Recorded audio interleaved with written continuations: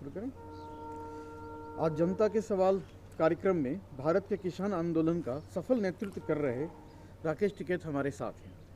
किसानों के हित में कार्य करने के लिए टिकैत परिवार पीढ़ियों से जाना जाता है और राकेश टिकैत को नेतृत्व की क्षमता विरासत में मिली है। आइए जानते हैं राकेश टिकैत को थोड़ा और करीब से। राकेश जी, हमारे कार्यक्रम जनता के सवाल में आपका स्वागत है। जी धन्यवाद धन्यवाद। राकेश जी, हमारा पहला सवाल जी, महेंद्र टिकैत जी को किसान आंदोलन का पितामह और बाबा टिकैत कहा जाता है। आपने उनके साथ मिलकर किसानों के हित के लिए आंदोलन में काफ़ी समय संघर्ष किया है और आपको ये नेतृत्व की क्षमता भी उनसे विरासत में मिली है।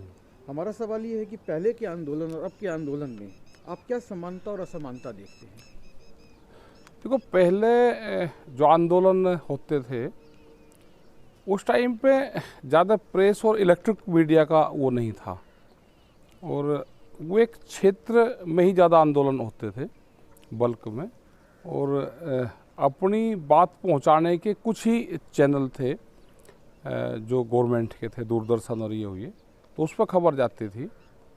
और आज के मोमेंट में आप कोई भी करें तो हर हाथ में फ़ोन है, तो ये बड़ा अंतर आ जाया है कि आप कोई भी अगर काम करोगे और वो पब्लिक इंटरेस्ट में है तो पब्लिक आपके साथ में जुड़ जाएगी, पूरा देश आपके साथ में जुड़ जाएगा और उसका इंटरेस्ट उसमें क्रैश नहीं हो रहा है। तो ये एक बड़ा वो है। और पहले वाले आंदोलन में भी लोग बहुत जी जान से जुड़ते थे, गांव के लोग थे, वो एक जगह बैठना बहुत चाहते थे, बैठ जाते थे और उठते नहीं थे। ये उनका एक किस्म से एंजॉय भी था वो कि गांव से हटकाए हम कहीं शहर में या कहीं बैठ गए, तो वो उनका एक किस्म से एंजॉय करने का उसका वो भी वहाँ से निकालते थे, आपस में संबंध बहुत रखते थे।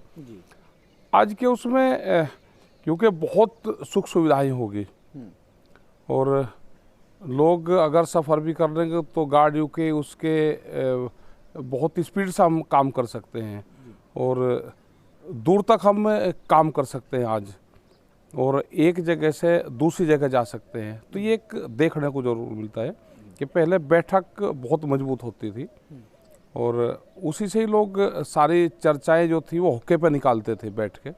आज सोशल मीडिया का ज़माना है, आज कोई भी खबर हो, एक जगह कोई आंदोलन हुआ है तो उसकी खबर दूर तक जाती है। जैसे हमने 28 तारीख में देखा या अलग अलग उस पर देखते हैं, तो आपका सच्चाई की आप बात करोगे तो उसका असर बहुत दूर तक जाता है।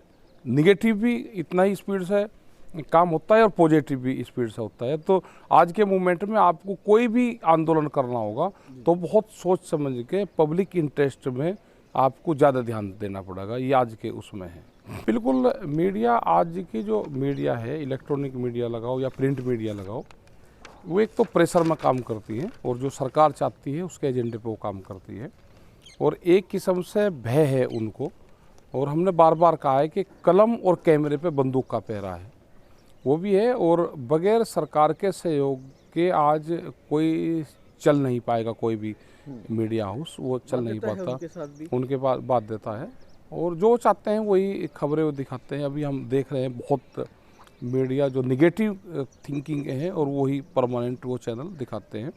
और जो 26 तारीख की वो हुई घटना, उसमें पूर्ण रूप से भारत सरकार जिम्मेदार उसकी है।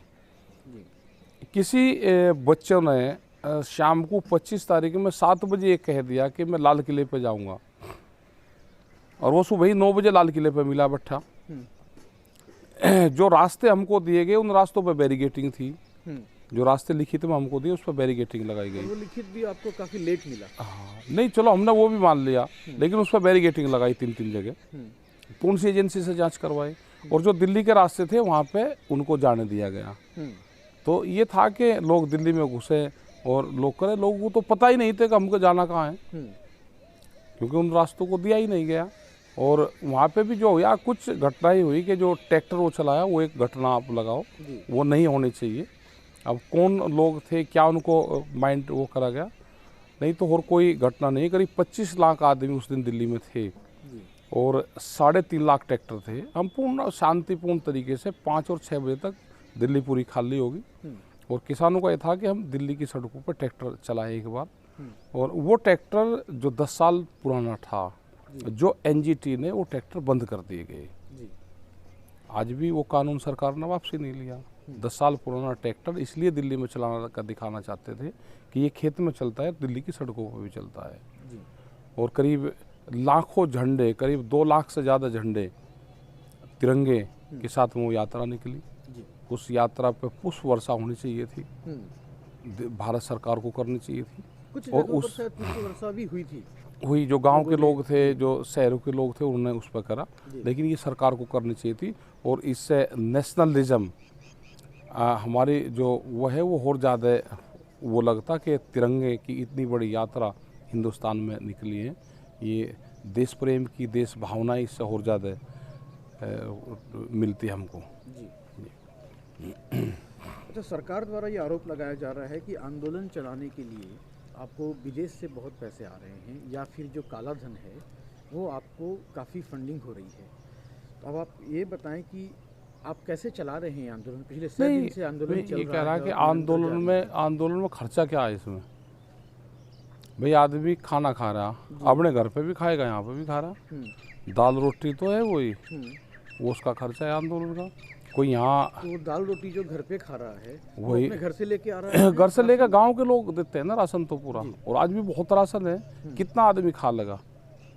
भाई भंडारे चल रहे हैं, जो लंगर भंडारे चल रहे हैं, तो आटा वो सब गांव से इकट्ठा कलेक्ट होकर आता है, दालें वहाँ से आते हैं, कुछ लोग चंदा गांव से इकट्ठा करे, उसका सामान खरीद कर दे देते हैं। ये है, किसी ने बांस दे दिए, किसी ने तिरपाल दे दी, तो यही तो है। और क्या खर्चा है? कोई होटलों में तो रुकते नहीं। खर्चा क्या होता है कि अगर आप होटलों में रुकोगे, 3000 रुपये का रुकने का रेंट दोगे तो वो खर्चा है। अगर आदमी वहीं लेट रहा है तो उसका कोई खर्चा ही नहीं। आप वहाँ पे पानी का खर्चा लगा लो, या तेल और मसालों का लगा लो। उनको सब गांव के लोगों को बता दिया, भाई आटा दाल कम करके जो क्रोकरी है उसका सामान दे दे करो, जो आप चंदा इकट्ठा करो, और पानी दे दे करो, क्योंकि पीने का पानी चाहिए वहाँ पे। तो ये खर्चा है, आप इसको बाहर का लगा लो। और जो बाहर के फंडिंग की ये बात करते हैं, बहुत बच्चे हमारे विदेशों में हैं, वे अपने परिवार को पैसा भेजते हैं, तो उसको लगाते हैं कि बाहर से विदेशों से फंड आ रहा है। भाई पूरा पंजाब लगाओ तो पंजाब से हर तीसरे घर से बच्चा बाहर है, वो अपने माँ बाप को भेजता है, तो उसको ये लगाते हैं कि पंजाब में बाहर से बहुत वो आ रहा है। भाई अपने माँ बाप को तो भेजिएगा, और ये तो खुशी होनी चाहिए भारत सरकार को कि बाहर की करेंसी आ रही, विदेशी जो वो है वहाँ से हमको सपोर्ट मिल रही है, और पंजाब इसीलिए सर्वाइव कर रहा है। तो जो पैसा बाहर के लोग अपने परिवार वालों को भेज उसको कहते हैं सरकार इस तरह से भ्रमित कर रही है, आंदोलन को कर रही है। नहीं, पूरा देश साथ में है। और एक तो ट्रेन नहीं चल रही, ट्रेन का एक बड़ा सवाल है कि जो हमारे साथ में जो किसान है वो छोटा किसान ज़्यादा है, और वो ट्रेनों से चलता है, जो कम पैसे में वो आ जाता है, वो बाहर से नहीं आ पा रहा। और फिर वो अपने वहाँ पर ही आंदोलन कर रहा है, वो किसान संगठन के साथ में अपने अपने स्टेट में वो आंदोलन करता है। फिर पुलिस प्रशासन का बहुत प्रेशर है, अगर किसी को पता चलेगा कि इस गांव से 10 आदमी आंदोलन में जाते हैं, तो पुलिस के द्वारा, गांव के सरपंच के द्वारा उनको रोका जाता है। सरपंच की जिम्मेदारी है कि वो बताएगा कौन कौन आपके गांव में है जो यहाँ से जाना चाहते हैं। कोई ट्रैक्टर लेकर अगर आसपास से भी जाना चाह रहा तो लोग उसको भी रोकते हैं, पुलिस उसको रोकती है, उसको नोटिस देती है, उसकी ज़मीन की नपाई करवाती है, उसका बच्चा अगर कहीं है तो उस पर उससे प्रेशर डलवाते हैं, उस बच्चों की पोस्टिंग दूसरी जगह करते हैं। तो ये इस तरह का जो मानसिक प्रेशर है ये आंदोलन को दिया जाता है। लेकिन वैचारिक रूप से पूरा देश का किसान जुड़ा हुआ है। मतलब आप ये कहना चाह रहे हैं कि पूरी सरकारी तंत्र लगा बिल्कुल लगा हुआ है आंदोलन को रोकने के लिए सरकार ने लगा रखा है। ने ये कहा है कि अभी तो आप उस पर खरीद करवा दो ना जो सरकार ने तय करी है। अभी तो लड़ाई ये है कि सरकार उस पर कानून ही नहीं बना रही, और वो आधे रेट में उसकी फसल आधे रेट में खरीद होती है उसकी। जैसे सरसों यहाँ पर कट गई, अभी 1 महीना पहले 1.5 महीना पहले सरसों का 5,000-6,000 रुपये के आसपास रेट था। अब घट के इसका 4800 रुपये रेट आ गया, 1200 रुपये टूट गई, और 10 दिन में ये 4,500 रुपये और 4,000 रुपये तक आ जाएगी, उससे भी नीचे जाएगी। तो जब किसान की फसल आ गई तो MSP से भी बहुत नीचे जाता है, और जो व्यापारी है, जो कंपनियां हैं, वो सस्ते में खरीदती है और महंगे में फिर बेचती है। तो हमने सरकारों को ये कहा कि इस पर आप कानून बना दें, और जब कानून बन जाएगा कोई भी व्यापारी होगा उसके कम पे खरीद नहीं करेगा। ये हमने सरकार को कहा। अभी एमएसपी घटाने और बढ़ाने की तो बात है ही नहीं, वो तो आगे नेक्स्ट उसमें आएगा कि ये बढ़नी चाहिए। नहीं, मेरा प्रश्न ये है कि एमएसपी घटाने और बढ़ाने की नहीं है। जब महंगाई बढ़ेगी तो एमएसपी का दाम तो बढ़ाना ही पड़ेगा, नहीं तो वो किसानों को वर्कआउट नहीं अभी होगा। वो तो बिल्कुल ठीक है, वो तो स्वामीनाथन कमेटी की रिपोर्ट में उसमें आएगा। अभी तो जो सरकार ने तय कर दी उस पर भी कानून नहीं है। आज कितनी लागत आ रही उस पर भी खरीद नहीं हो रही। बढ़ाने की बात तो बहुत दूर की है अभी, वो तो बढ़नी चाहिए। स्वामीनाथन कमेटी के आधार पे आज अगर गेहूं का रेट लगाए तो 3150 रुपये बैठता है जी। सरसों के इसके भी बहुत कीमत बैठते हैं। और अगर टिकैत साहब के फार्मूले से चले तो उसमें तो उन्होंने बिल्कुल स्पष्ट कहा टिकैत साहब ने कि 1967 को आधार वर्ष मान के आप फसलों के रेट तय करो। उस टाइम पे 3 क्विंटल गेहूं में 1 तोला सोना आ जाता था। गेहूं का रेट था 76 रुपये क्विंटल और सोने का भाव था 200 रुपया तोला। और जो सरकारी कर्मचारी था उसकी सैलरी थी 70 रुपया, तो वो एक महीने की सैलरी में 1 क्विंटल गेहूं नहीं ले सकता था। तो फसलों के रेट आप उस आधार पर अगर तय करें तो आज 18,000 रुपये क्विंटल गेहूं का रेट बैठता है। लेकिन चलो वो नहीं दे सकते। आज तो हम ये कह रहे हैं कि जो 53 साल पहले जो एमएसपी शुरू हुई आप वही रेट हमको दे दो, तो सरकार वो भी नहीं देती। अच्छा, आपने कहा था चुनाव से पहले आप भाजपा के विरुद्ध प्रचार करेंगे। हाँ ना, बोलते नहीं। पुलवामा का चलो एक अलग मामला था, वो देश के किसानों के उस हिसाब से शहीद हुए कि उसको और इसको हम कनेक्ट नहीं करना चाहिए हमको। यहाँ पे दूसरे तरीके से के बेटे ही जाते हैं सरहद नहीं, वो एक अलग इशू है, हम उनका बिल्कुल सम्मान करें। हमने ये कहा कि जो देश में जो शहीद हुए हैं वो पूर्ण रूप से बिल्कुल सबको सम्मान उनका करना चाहिए। और यहाँ पे नेचुरल डेथ से और कुछ लोगों ने सुसाइड यहाँ पे करा है, ये दूसरा इशू है। तो इसको ना हम लिंकअप हम करना चाहते हैं कि उनको करा है और इनको नहीं करा। और किसान आंदोलन सक्षम है अपनी बात करने के लिए। हम जवानों की भी बात उठाते हैं और किसान का इशू भी हम उठाएंगे। और ये बिल्कुल ठीक आपने बात कही कि ये इशू नहीं बनाया किसी भी पॉलिटिकल पार्टी ने। 300 से ज़्यादा लोग हमारे शहीद हुए किसान यहाँ पे 100 दिन के आंदोलन 100 दिन के आंदोलन में 300 के आसपास शहीद हो गए। और ये उठाना चाहिए था। 2 मिनट का मौन धारण पार्लियामेंट में भी, ये देश की हिस्ट्री में पहली बार हुआ कि पार्लियामेंट में किसी का मौन धारण बीच में तोड़वाया गया और उसको मौन धारण नहीं करा गया। उस पर सियासत वहाँ पर हुई। तो ये देश की जनता ने देखा है पार्लियामेंट में ये। और आखिरी में आप देश की नई पीढ़ी के किसानों को क्या संदेश देना चाहेंगे? देश में नई पीढ़ी के, क्योंकि जमीन बचेगी तो रोजगार बचेंगे। और अगर जमीन हमारी चले जाएगी, जो सरकारों की पॉलिसी है, तो लोग गरीब होंगे, लोग मजदूर बनेंगे, लोग फैक्ट्री में काम करने वाला मजदूर बनेगा और देश में वोटर बनेगा। और आने वाले 50 साल में क्या स्थिति देश की होगी, सिर्फ यहाँ पे इंडस्ट्रीज में काम करने वाला लोग बचेंगे और वोटर बचेगा।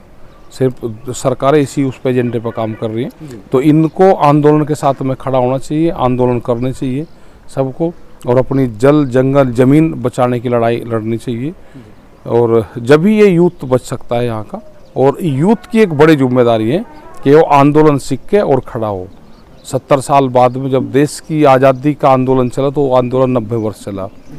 और ये यूथ खड़ा होगा तो इस आंदोलन में जीत होगी। आज होगी, 10 साल बाद होगी, 20 साल बाद में होगी, लेकिन आंदोलन करना पड़ेगा। नहीं तो बड़ी बड़ी कंपनी आ गई, ये सारी ज़मीनें छीनेगी। इस तरह के कानून आ गए हैं, ना ज़मीन बचेगी, ना रोज़गार बचेगा, और ना जितने भी हमारे सरकारी संसाधन हैं, जिस तरह से प्राइवेट उसमें जा रहे हैं, रेलवेज लगा लो, आप टेलीकॉम लगा लो, तो बहुत से ये लगा लो, ये जा रहे हैं, पेट्रोलियम जा रहा है, तो ये सब जाएगा। तो इसकी यूथ की जिम्मेदारी है कि आप सोलिए हो, अब जागो, उठो और संघर्ष करो।